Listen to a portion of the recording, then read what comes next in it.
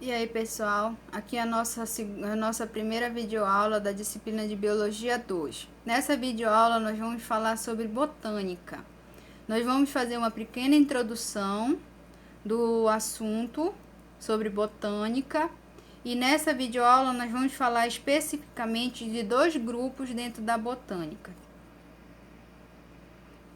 Bem, os primeiros seres vivos da Terra, eles surgiram no oceano e com o passar do tempo eles apareceram espécies animais que se adaptaram à vida em outros meios, como a terra e o ar. E as plantas seguiram um caminho semelhante a desses animais. E aí elas acabaram conquistando o ambiente terrestre, que ao longo dos períodos de seca ocorridos no período do Siluriano podem ter sido um fator de seleção natural que favoreceu as plantas a adaptação ao meio terrestre. Bom, essa evolução das plantas no meio terrestre,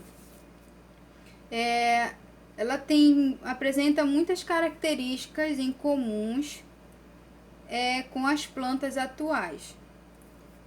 Então, a questão da reserva de amido, a clorofila, tanto A e B, os carotenoides, as paredes celulares de celulose, não apresentam tecido diferenciado e, na sua maioria, elas são unicelulares. E nesse período do Siluriano, que vai ser compreendido de cerca de 443 milhões de anos atrás a 416 milhões, ele foi dividido em várias subépocas, desde a mais antiga até a mais recente. Então, essas plantas passaram por esse processo evolutivo, aonde elas tiveram a questão da aquisição de uma camada de impermeabilizante, por exemplo, a cera nas folhas e nos caules, que evitou a perda de água por meio da transpiração, e também a questão dos estômatos nas folhas, que permitiu o controle da troca gasosa entre a planta e o meio.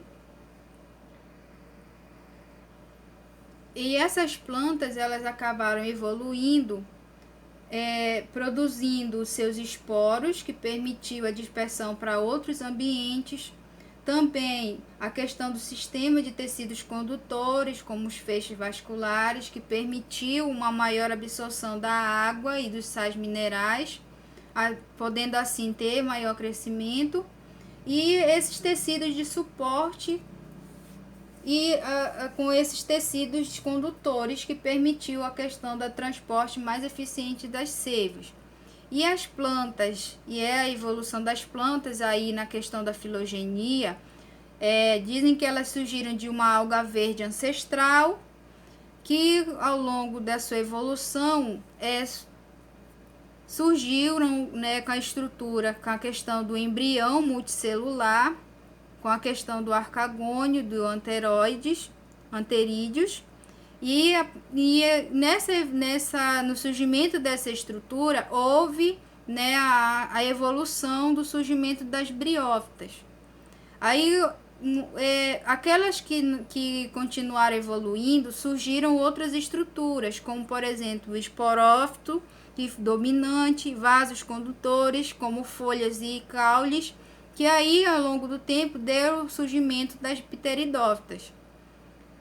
Aí essas outras plantas que tiveram mais evolução e surgimento de novas estruturas, de novos meios de sobrevivência, foi o surgimento da semente e o crescimento lateral, dando aí mais à frente dessa evolução das plantas o surgimento da gimnosperma.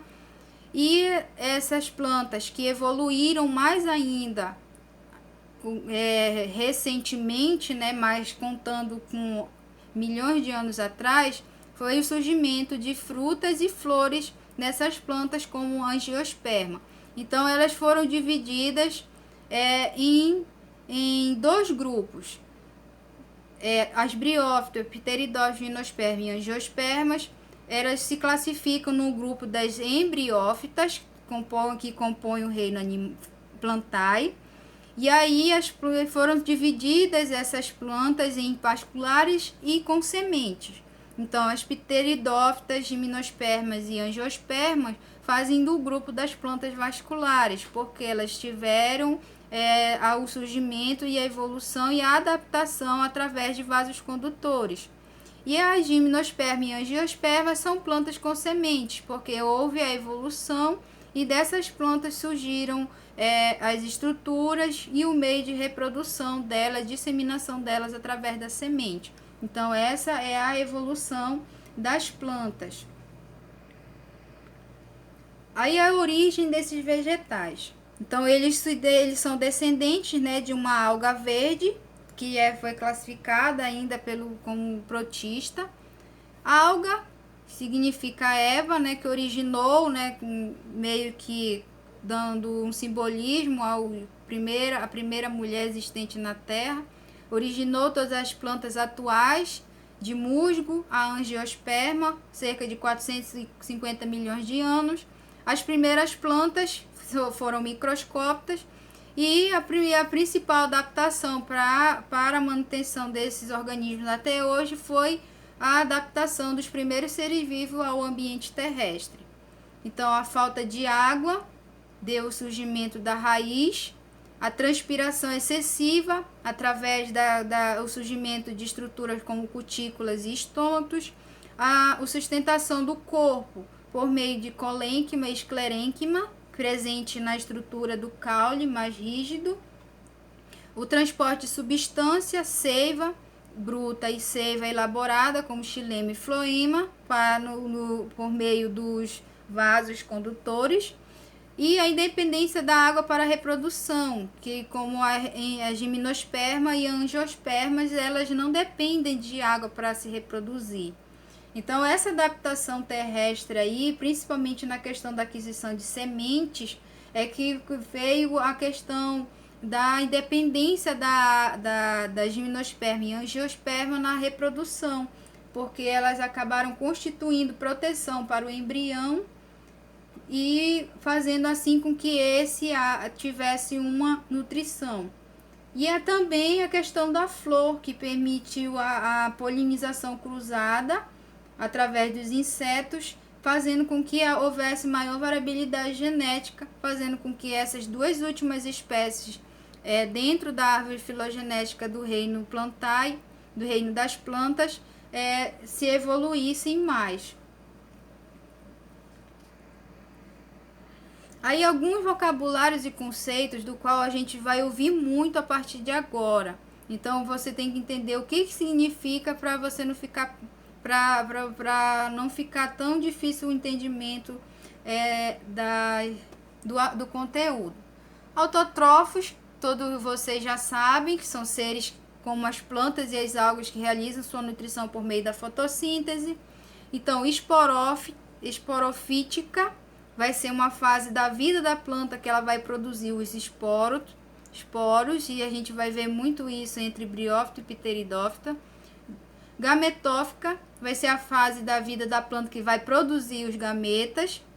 Metagênese é a alternância das fases esporofíticas e gametofíticas durante a vida de uma planta. Esses são alguns dos vocabulários e conceitos dos quais vocês precisam ter domínio para entender um pouco mais desse assunto de botânica, que não é um assunto muito trabalhado no ensino médio, porém ele também tem a sua avaria dentro do Enem. Aí a classificação das plantas. As plantas são classificadas entre biófitas, que são os musgos e as hepáticas, que fazem parte desse grupo das briófitas. Eles foram os primeiros vegetais terrestres, dependem da água para se reproduzir, não tem vasos condutores, seiva por difusão, ou seja, essa difusão dela ocorre, essa troca dela de nutriente gasosa de célula para célula, e elas possuem pequeno porte, no máximo 30 centímetros. As pteridófitas são plantas vasculares, têm vasos condutores, melhor adaptação na vida terrestre, locais úmidos sombreados, depende de água para reproduzir também. Primeiro a possuir raiz, caule, principalmente subterrâneo, rizomas e folhas. as gimnospermas, que foram o terceiro grupo a surgir aí no grupo das plantas, vai possuir sementes que não são abrigadas em frutos, não depende de água para se reproduzir, vivem em ambientes frios ou temperados, são dotados de raiz, caule e folha, flores secas e sementes. Então, gimnosperma significa semente nua, ou seja, aquela semente que não tem um fruto como capa de proteção ou de nutrição, como por exemplo a pinha das araucárias. As angiospermas não dependem de água para se reproduzir, são distribuídas em todo o mundo, são dotados de raiz, caule, folhas, semente, flores e frutos. Então, todas as outras plantas que produzem o fruto, chamado de urna, que significa proteção, são as angiospermas. Então, aqui é a classificação evolutiva das plantas. Quanto a raiz, caules e folhas, briófitas não possuem raiz, caule e folhas, e pteridófitas, gimnosperma e angiospermas possuem. Quanto aos tecidos, das briófitas é um tecido rudimentar, né? Por isso que elas fazem a questão da troca de seiva por condução de célula para célula. E já nas pteridófitas, gimnosperma e angiosperma já são verdadeiras, já tem vasos condutores. A flor na briófita e pteridófita não tem, na gimnosperma, na angiosperma tem. Semente na briófita e pteridófita não tem, gimnosperma e angiosperma tem. Frutos, briófita, pteridófita e gimnosperma não tem, e só angiosperma possui fruto. Fecundação ou fecundação na ausência de água, briófita e pteridófita não tem, e gimnosperma e angiosperma tem. Então vamos falar do grupo das briófitas. Bem, as briófitas são plantas avasculares, ou seja, elas não têm vasos condutores, sem xilema, sem floema, não apresenta flores nem frutos, apresenta um tamanho reduzido, com poucos centímetros de altura, no máximo 30. Vivem em locais sombreados e úmidos, algumas podem ser encontradas em ambientes mais secos, outras em água doce. Não se conhece espécies marinhas de briófita. Não formam órgãos verdadeiros, por exemplo, nem raiz, caule, nem folhas. Reproduzem-se por metagênese, representando a meiose espórica ou intermediária. Apresenta uma geração N, denominada gametofítica, onde o gametófito é a estrutura formadora de gametas. A geração 2N é denominada esporofítica, cuja estrutura é formada por esporos, que recebem o nome de esporófito. O esporófito, que surge sobre o gametófito, que é a fase duradoura do ciclo, é a fase GE. O gametófito masculino, o gameta masculino é chamado de anterozoide e o feminino é diosfera. As briófitas são mais conhecidas entre as hepáticas e os musgos. Cápsula é onde vai ficar os esporângios, que são as estruturas que darão origem aos poros. Apresentam importância ecológica, auxiliando na manutenção e integridade das encostas. O grupo das briófitas, eles são utilizados muito pelos naturalistas, ambientalistas, biólogos e botânicos como o grupo que identifica uma qualidade de um ambiente. Se existe muita briófita naquele local, isso significa que aquele local ele está passando por um processo de renovação. Se não tem briófita, significa que aquele ambiente ele sofreu vamos dizer assim, está passando por um processo de estresse, e ali está ocorrendo, por exemplo, uma perturbação que está fazendo com que haja o desaparecimento dessas espécies de briófita. Aí aqui nós temos a estrutura de um musgo. Aí nós temos aqui a parte inferior, o gametófito, que vai ser formado pelo rizóide, que não é raiz, o cauloide, que não é um caule, e o filóide, que não é uma folha. Aí na parte superior nós vamos ter o esporófito. Lembra que o gametófito é onde se formam os gametas, e o esporófito é onde vai se formar os esporos da parte feminina ou masculina desse musgo. Aí no esporófito nós vamos ter a arte, a cápsula, aonde vai estar os esporos, armazenados os esporos.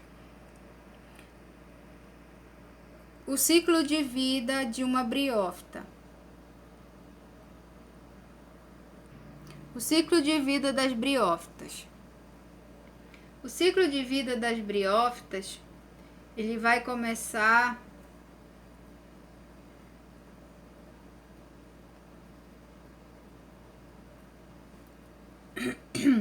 por meio da reprodução sexuada, que ela vai iniciar a partir do encontro do anterozoide, que vai estar no meio líquido, por isso que ela precisa da água para se reproduzir, aonde ele vai se locomover em direção à esfera do gametófito feminino.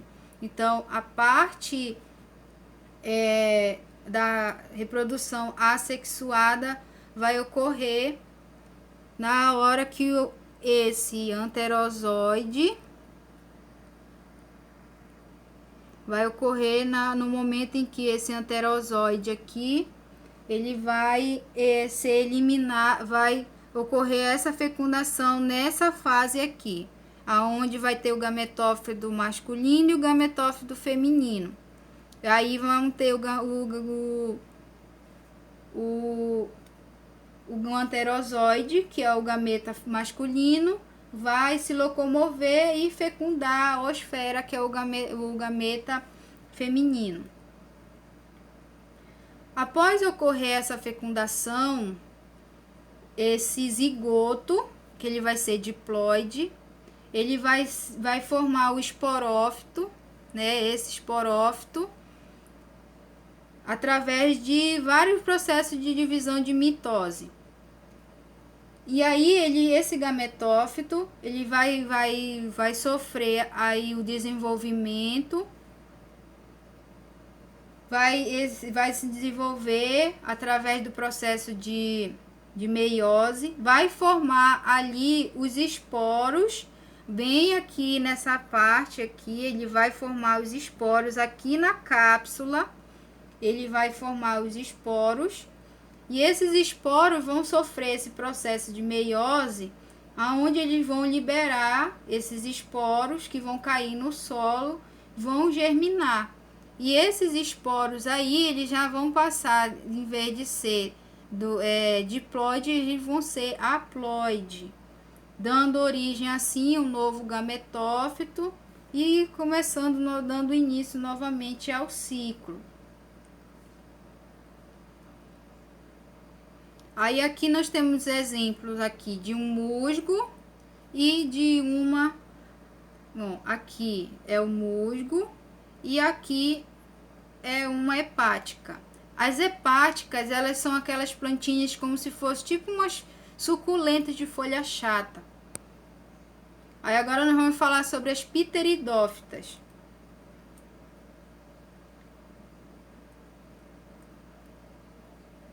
As pteridófitas, elas são plantas pioneiras, pois possuem tecido condutor, ou seja, elas são vasculares, apresentam um tamanho entre centímetros e metros. A seiva bruta é composta por água e sais minerais e são conduzidas pelo xilema, a seiva elaborada, e é produzida a partir da fotossíntese, que é conduzida pelo floema. Vive em ambientes úmidos ou sombreados, pois depende de água para a fecundação. Os principais representantes são a cavalinha, a singinela, que é vendida em floriculturas erroneamente como musgo, e as samambaias diversas. Apresentam raiz, caule e folhas, mas não apresentam flores nem frutos. A folha apresenta diversos folíolos, cujo conjunto denominado se chama fronde. O caule das samambaias é um tipo de rizoma que cresce paralelamente ao solo. As folhas jovens nascem enroladas e recebem o nome de báculos. A epiderme inferior das samambaias existem pequenos pontos escurinhos denominados soros. A parte inferior que se fala da folha da samambaia é a parte de baixo da folha. Esses contêm um conjunto de esporângios, estrutura formadora de esporos. Nas samambaias também se reproduzem por metagênese, sendo a fase duradoura a fase esporofítica. A fase transitória, o gametófito, também é conhecido como protalo, na fase EG.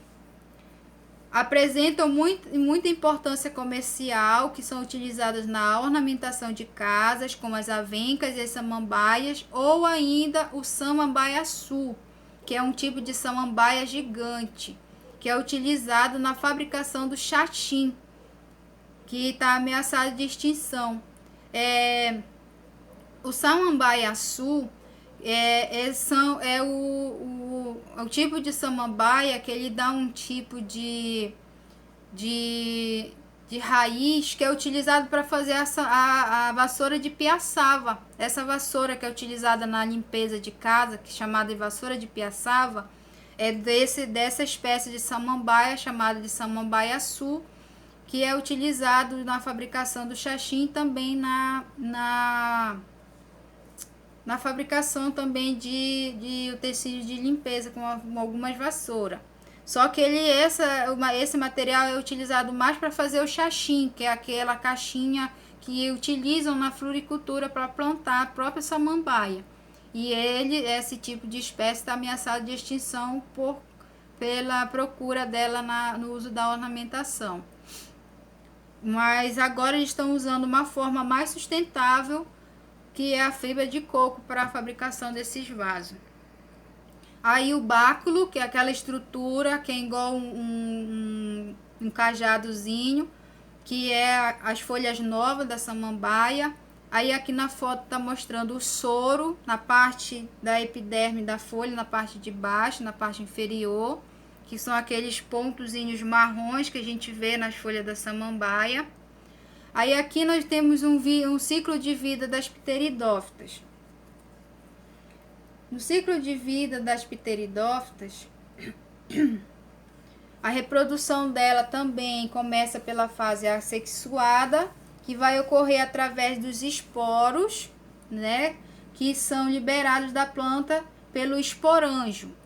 Esses esporos eles vão ser haploides, vai ocorrer a germinação deles, né, vai dar a originação deles através do processo de meiose, dando a formação aí desse gametófito chamado protalo. Porque aqui no nosso esquema, quando esse esporo aqui ele cai no solo, ele vai, para dar origem ao protalo, ele vai sofrer o processo de meiose, dando origem ao gametófito, que vai ser o protalo, que vai ser esse carinha bem aqui. Esse protalo vai ser um indivíduo haploide, ou seja, um N. Então, a partir daqui vai ocorrer, né, quando já ocorre o desenvolvimento do protalo, a reprodução sexuada, aonde vamos ter os anterozoides que vão nadar até o arquegônio no gameta feminino, que vão fecundar a oosfera. Aqui nesse prótalo, vocês observam que ele vai ter tanto a estrutura feminina quanto masculina. Ele é um organismo, nessa fase aqui, ele vai ser um organismo hermafrodita, onde ele vai ter tanto a parte masculina quanto a feminina. Então, a parte masculina vai ser aqui o anterídeo, o anterozoide, e a oosfera, que vai ser a parte feminina. E aí esse anterozoide, ele vai nadar, por isso que ele precisa da água para realizar a reprodução. Ele vai nadar fazendo a fecundação da oosfera, ocorrendo aí a fecundação, dando início à fase assexuada do ciclo das pteridófitas. Vai se formar o embrião por meio da mitose, através do processo de mitose, dará origem ao esporófito diploide, que é um zigoto, né, que vai permanecer unido ao gametófito. Aí, a partir daqui, esse zigoto vai ficar unido aqui ao gametófito e o esporófito, que vai ser, o gametófito vai ser um N e o esporófito 2N.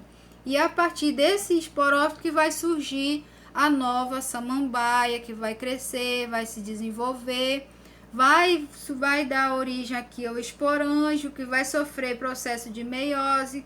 Esse esporângio vai ter os esporos que vão estar maduros, que vão ser liberados e vai dar o início novamente ao novo ciclo da pteridófita.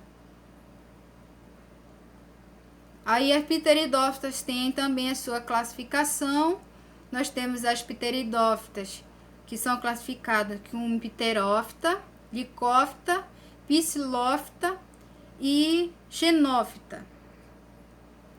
As pterófitas são plantas comuns das regiões tropicais. Suas folhas jovens formam os báculos e as maduras contêm os soros, onde se localizam os esporângios que produzem os esporos. As pterófitas, elas são a maioria das samambaias comuns presentes na decoração e ornamentação das casas e ambientes. As licófitas, que ocorrem em regiões árticas, tropicais, áridas e semiáridas, como desertos e caatingas. Nesse caso, esse indivíduo só se reproduz na época de chuva. As psilófitas são plantas que não apresentam raízes, e sim rizomas, que não são raízes, com associação a micorrizas, que são alguns fungos que vão beneficiar essa planta. No Brasil, nós só temos esse gênero dos Psilóton, que é esse tipo de gênero aí que também o pessoal usa, muita gente confunde também com uma espécie de cacto. As xenófitas, plantas onde a maior parte da fotossíntese ocorre no seu caule e não nas suas folhas, como igual ao Psilóton. No Brasil, nós só encontramos esse gênero aí, que é o Equiseton. E até a nossa próxima aula. Ao terminar de assistir a nossa aula, vai lá no comentário, deixa o seu nome, e se tiver alguma dúvida também deixe lá no seu comentário, que a gente vai discutir na nossa próxima aula do Zoom. E aqui vocês vão ter a atividade do livro do módulo 2, na página 565 e 566. E do módulo 3, 532 e 533. A do módulo 2 é a parte da introdução da botânica. E do módulo 3 é relacionada a briófitas e pteridófitas. Certo, pessoal? Ok, até mais.